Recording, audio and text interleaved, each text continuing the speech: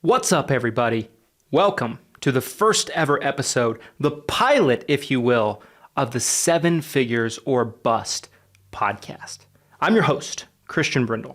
If you're not familiar with my work, I'll briefly tell you a little bit about myself, who I am, what my company does, and what our goal is for this platform and this show. My name is Christian Brindle, as I mentioned. I am an insurance agency owner. I have done a tremendous amount in the Medicare insurance, senior insurance space. I've been a top producer for 6 to 7 different insurance companies, most of which multiple times over. I've published multiple books, some for consumers to explain how Medicare works a little bit better, others to help agents grow their business and be better producers overall and make more money while helping a lot of people while doing it. I host a conference that's going into year 2 next year called the Six Figure Medicare Agent Summit. And I run the 7 Figure Medicare Agent Facebook group with about 4,500 agents. It's probably one of the 3 largest Medicare communities on Facebook.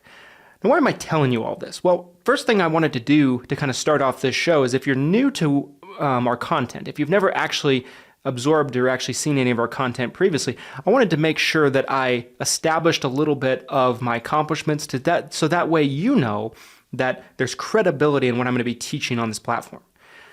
The podcast 7 Figures or Bust kind of came about because, in my opinion, I think in the new economy, in the new world, the way things are going right now with the increased price of inflation, the increased cost of everything, pricing soaring, and really instability and also uncertainty when it comes to our economy in the United States of America, it's more pressing than ever that you need to understand that in order to really be financially free, you need to be able to push into the 7-figure bracket. 6 figures isn't enough anymore.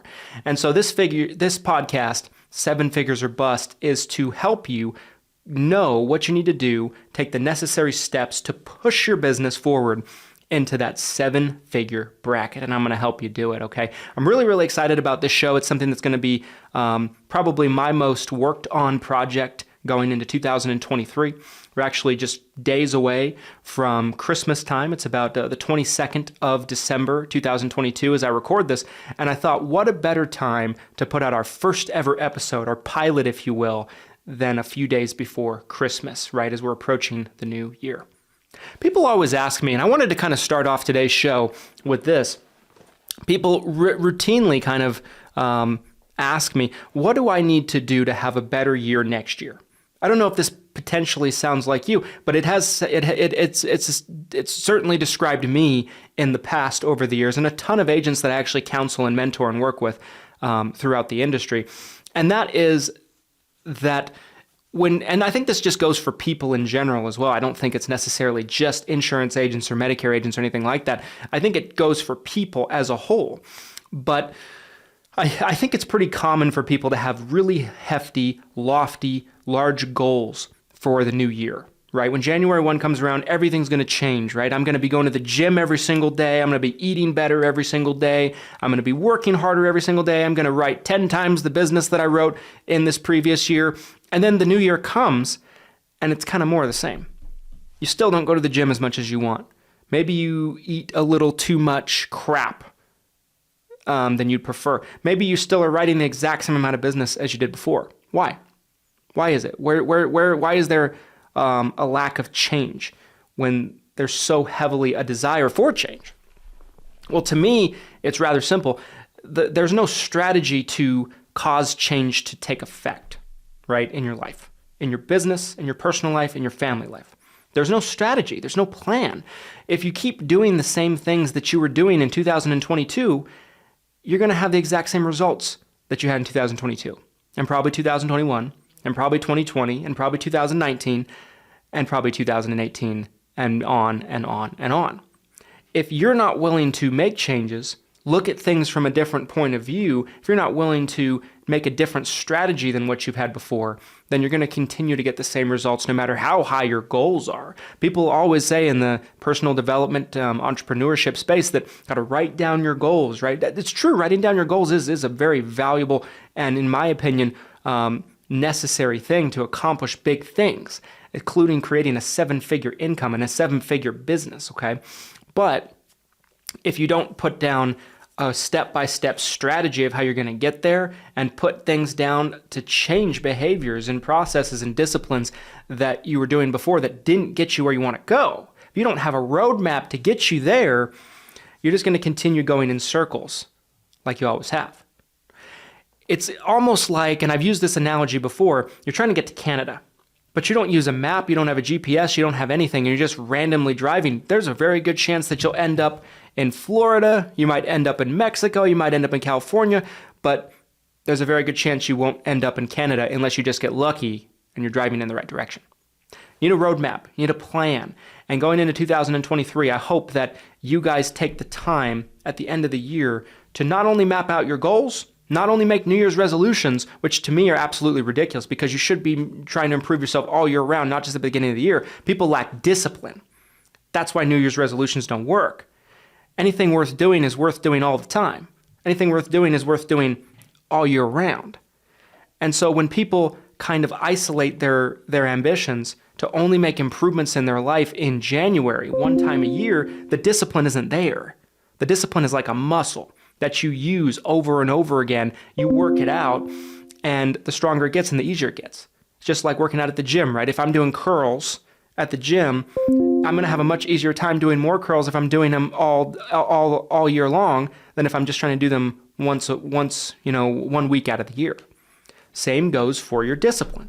So if your discipline is utilized and put into motion all year round, New Year's resolutions won't be so hard to keep. So many people lack the ability to kind of fulfill and follow through on their New Year's resolutions because they don't have any discipline. I've said this before, motivation and inspiration are okay, but they pale in comparison to discipline and purpose. Because those are the things that don't go away as easily, right? Motivation is more like a shower, right? You take a shower, you're clean, but tomorrow you won't be if you don't take another shower. Motivation wears off so fast. Discipline continues. Discipline is something that's a habit, right? It's not as sexy as motivation, but it's a habit. It's something you develop over time. These are the things you need to do to have a better 2023 than you did in 2022 if you feel like you didn't reach your full potential this year. This is something I'm always looking at for myself. I'm not necessarily saying that I'm perfect in any regard, but what I am trying to say is I'm probably more disciplined than 99% of people out there, and I'm always figuring out ways I can improve on myself. But I'm doing this all year round. I'm not just doing it for New Year's resolutions. I have New Year's resolutions, but it's things that I would have done in the middle of the year if it's something that I wanted to do.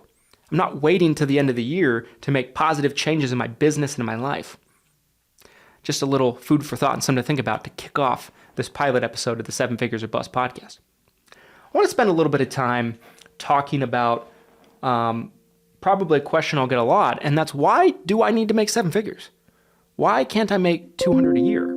Why can't I make 300, 400, 500 a year? Why does it have to be 7 figures? Well, I think it's important to kind of digest and have a conversation about this new economy that we're in right now. We all know that the inflation numbers have been higher in the last several years than they've ever been, probably in most of our lifetimes. If not throughout your lifetime, if maybe you're a little bit older than I am, then perhaps since you were a child. It's unmatched with the exception of when you were a child. It's been that long, right? So let's just talk about some facts here for a second. At the time of this recording in 2022, prices have increased 7.1%. Inflation is at an all-time high since 40 years ago, right? So we're at the highest inflation rate year in, year out than we've had in over 40 years. I'm 30 years old, so that eclipses my lifetime. I've never seen inflation like this in my lifetime, and a lot of you probably haven't either. If you're watching this, maybe you're 45, 50, you probably don't remember it well enough. You were so young at that point in time. And so I think as prices continue to increase, things cost more. Your money's not stretching out as far. You keep $10,000 in the bank, 6 months from now, it probably will only be worth $8,000. Not because you lost $2,000, but because the inflation eats away at what your money is worth, what it can buy. It's almost like by keeping it in the bank and not doing anything with it and not growing, that you're losing money. You're losing money, and there's nothing that you can do about it. Inflation is something that is very, very complicated. A lot of people really can't understand what it is, but really what it means is your dollar is going down in value. So your money doesn't stretch as far as it did before. You ever heard grandparents say in the past that when I was your age, I could get a loaf of bread for a nickel, right? Or a quarter, or whatever the dollar amount might be. Nowadays, a loaf of bread is whatever it is, right? That's because of inflation. And there's a whole show that we could do about inflation. If you guys would actually like to see an entire show breaking down the concept of inflation, where it started, what it comes from, how the United States took us off the gold standard several years back, and that kind of really amplified inflation to a very large degree because our money isn't backed by anything. If you'd like a whole entire podcast going over that, let me know in the comment section because I'm happy to do it if that's an interest that you guys have. But for the purposes of this episode, we need to have the conversation that says, this is where we are. This is something that we can all agree on, I'm sure. This is where we are. So how do you combat it? Well, there's nothing you can do to stop inflation from happening, but you need to kind of understand and kind of assess the problem if you're going to come up with a solution. I know for myself, I'll even kind of use myself as an example. Several days ago, I took the day off of work, which is very unusual for me because I'm a workaholic. Anybody that knows me, I work hard. If you want to be a winner, you're going to work, okay? But I took a day off. And I went Christmas shopping with my wife.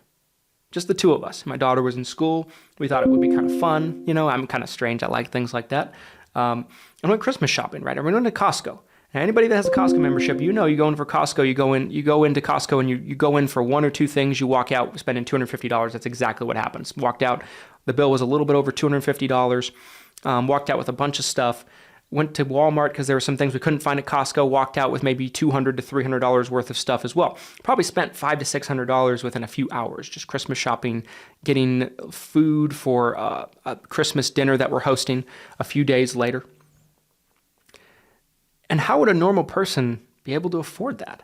If someone's making $3,000 to $4,000, maybe even $5,000 a month, right? Maybe they're in the middle class. Maybe they're making a good $40,000, $50,000, $60,000 a year. You spend $600 at once. It's almost like you can't breathe. It's almost like I reached into your lungs and I stole the oxygen out from your chest if you're in that income bracket. And I know that feeling. I'm not saying it to disparage anybody. I know because I've been there. Right, in the early age stages of my career, when I wasn't really kind of acting up to my full potential, right? I was doing well, but I could have done so much better if I was thinking bigger, if I was using the brain between my ears. If I was using it a little bit more effectively, I would have maybe been thinking bigger. I wasn't thinking big enough. I didn't understand kind of what was necessary. If I spent $500, $600 at a time at that point in time, it was like I couldn't breathe, and that is the reality of today. You can't go into the grocery store these days even to get one or two things and walk out without paying $100. How can regular people afford this? The answer is they can't, as well as that they should. And so to me, it really comes down to you need to understand that going into next year, you need to set a target for yourself and say, okay, if I want to be financially free, if I really want to be financially free, the costs of everything is going to continue to increase. 6 figures isn't enough anymore. This is what I need you to wrap your head around in your business. 6 figures is not enough anymore. You need to hit that 7-figure mark. You need to convince yourself that it's what you absolutely have to do, and you have to be willing to make the sacrifices and put in the work to be able to do it. I assume that is you if you're watching this episode, if you're watching this show. 7 figures or bust, baby. But that's why it's needed, right? I mean, according to Investopedia, I just was reading an article the other day about Investopedia. If you're making between $43,000 and $133,000, I think those were the numbers they gave, $43,000, $133,000, you're in the middle class. It used to be if you made a 6-figure income that you were at least in the upper middle class, you're doing very well, and it just doesn't stretch as far as it used to. Embrace this concept with me and aim higher, push higher, make the commitment and understand that you need to reach 7 figures if you want to be financially free. It is not possible to make $300,000 a year and really be financially free anymore. Not in this economy, not in this day and age. You got to hit 7 figures. 7 figures or bust, okay? I wanted to talk about some things that are going on in the world that I feel like are kind of interesting right now that I believe that you and I can both learn from, right? Just a couple of things. The first thing I want to talk about is TikTok. So TikTok. Right? Everybody knows TikTok. It's a very, very popular social media app It's a social media app that has caused a lot of controversy. It's something that comes from China, and it's been heavily debated whether we should ban this app in our country or not. Now, why does this matter for you? Well, if the app gets banned, right? If they ban the TikTok app, in my opinion, what this means is people that have built an audience onto TikTok, they absolutely just get erased. You saw it a couple years ago with an app called Vine. There were people that became Vine stars, right? Vine was this little app where you could have, I think it was 6-second videos. That was it. It was incredibly short, but it was addictive, right? People don't have very long attention spans. It's kind of a similar reason why TikTok has been so successful. It's these short videos. People can just watch them in bunches, move one to the other super quickly. But the TikTok algorithm, like a lot of new social medias, we saw it with Instagram, we saw it with Snapchat. Once upon a time, we saw it with a bunch of different new platforms. When the new platform comes out, the algorithm is still developing, and it's so much easier to get exposure compared to the way it used to be, right? Compared to some of these larger platforms, I should say.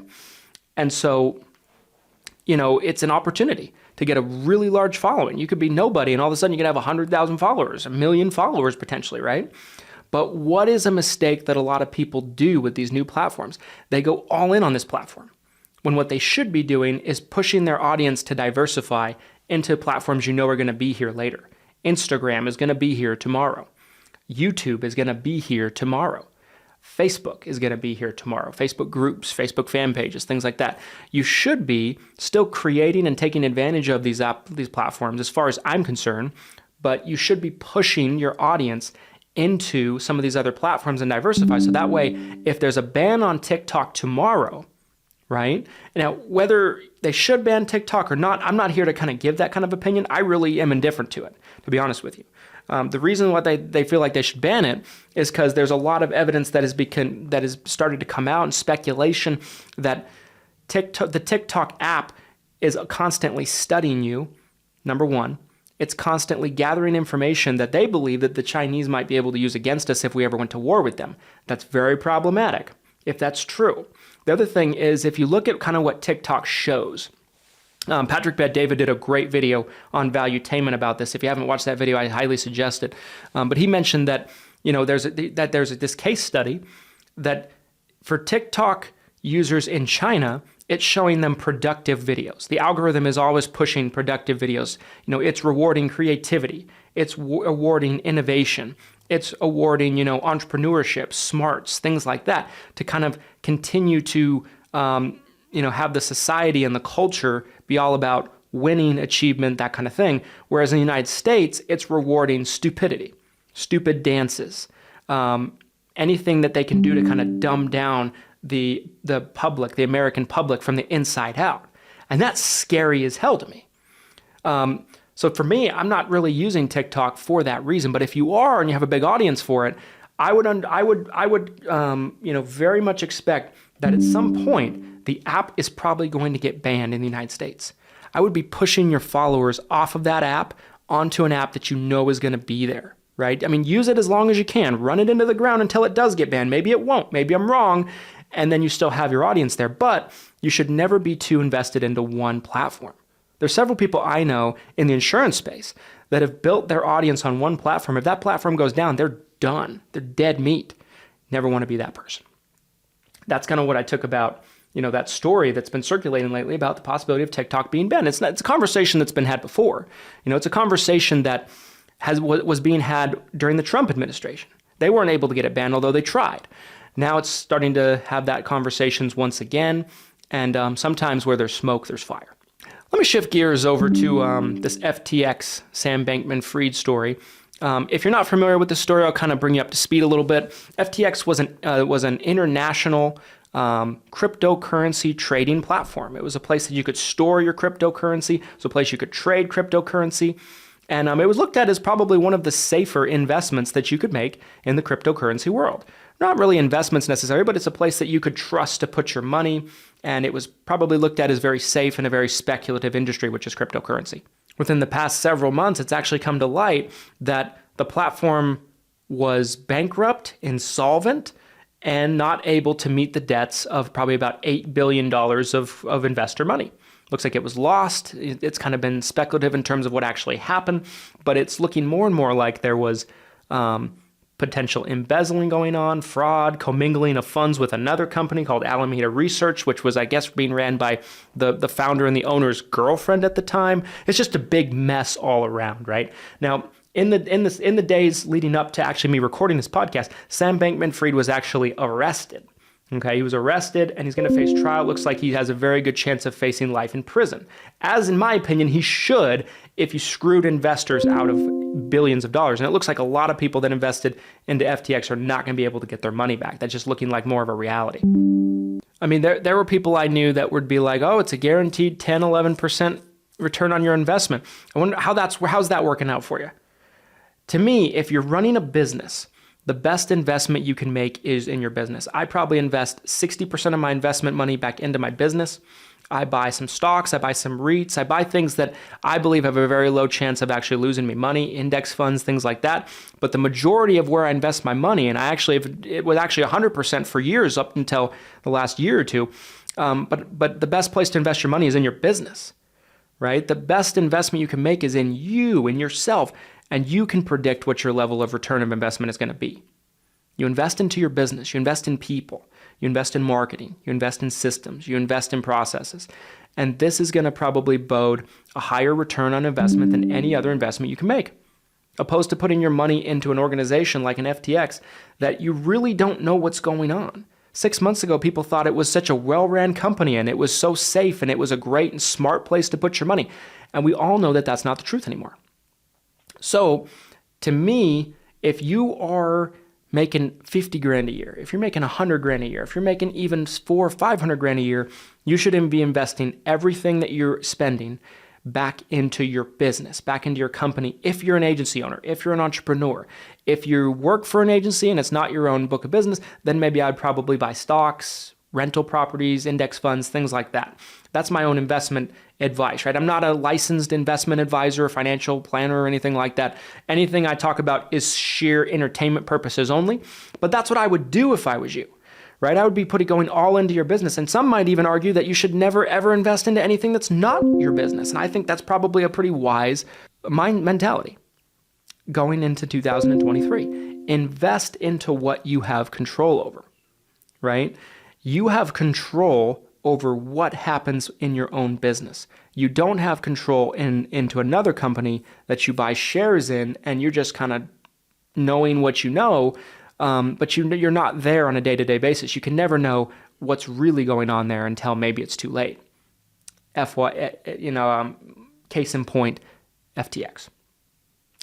Anyway, guys, I hope you enjoyed this first episode, this pilot episode of the 7 Figures or Bust podcast. I'm super excited to be bringing you high-level content, conversation, discussions about what's going on in the world, but also just tips about how to help grow your business from a perspective of to get you to 7 figures, right? I think to get to 7 figures, you have to think differently than someone that's making 5 figures or 6 figures, right? The mindset, the mentality is completely different.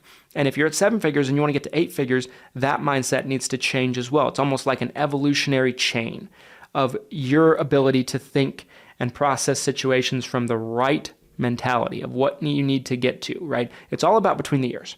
Everybody has the same 24 hours in a day. Everybody has the same obstacles. Everybody has the same problems in their life. Maybe someone has a little bit more problems than somebody else, but we all have challenges. We all have tragedy. We all have obstacles. We all have difficulty. And we all have the same 24 hours in a day. It's all about between the ears that's going to make the difference between getting you to point A to point B, from point B to point C, and so on and so forth. Anyway, guys, I hope you guys have a wonderful Christmas with your families, and wish you nothing but love, success, and blessings as we go into the new year. Thanks for watching this first episode. If you liked it, show us some love. Drop a 5-star review on any platform that lets you do it, like Apple Podcasts, iTunes, any of the podcast platforms. Subscribe if you're watching on YouTube. Like this video if you're watching on YouTube. Comment what you'd like to see in future episodes. And until next time, we'll see you. Here's to your success, and here's to you breaking 7 figures.